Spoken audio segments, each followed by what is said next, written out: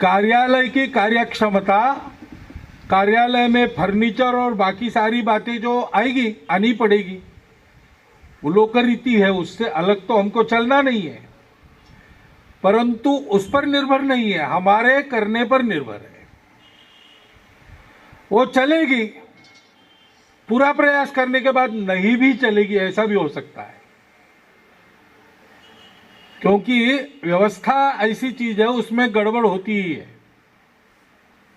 अब आप में से कुछ लोग हैं जिनको ऐसी व्यवस्थाएं बार बार करनी पड़ती है, उनको मन में खटका होगा कि क्या है बार बार माइक जा रहा है, बैटरी नहीं देखते, ऐसा नहीं कर सकते, ऐसा लगता है।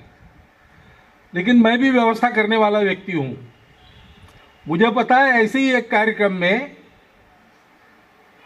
हमारे सरसंघ चालक जी, मैं तब एक नागपुर का प्रचारक था, बाला साहब जी सरसंघ चालक थे, उन्होंने कहा देखो कल के उत्सव में अध्यक्ष जी का भाषण, मेरा भाषण पूरा टेप करना। पंजाब से अध्यक्ष आए थे सरदार अवतार सिंह जी, उस समय एक परिस्थिति चल रही थी, उसके चलते बड़ा महत्वपूर्ण था उसका टेप होना, क्योंकि वो इनको भी हमको भेजना है। मैंने कहा सारी व्यवस्था कर दी, व्यवस्था एकदम ठीक थी। जैसे उनका प्रवेश हुआ और इधर स्वागत प्रणाम की आज्ञा हुई, वो एम्पलीफायर ही जल गया। अभी किसके हाथ में? अब दो रखे थे, इसलिए वो कार्यक्रम तो चल रहा था, उसमें व्यवधान नहीं आया, लेकिन भाषण जिस पर होना था वो एम्पलीफायर जल गया।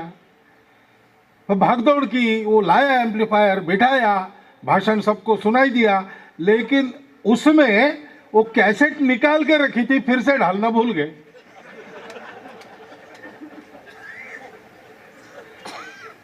अब यह होता ही है, if anything can go wrong it will, ऐसा एक मर्फीज लॉ है।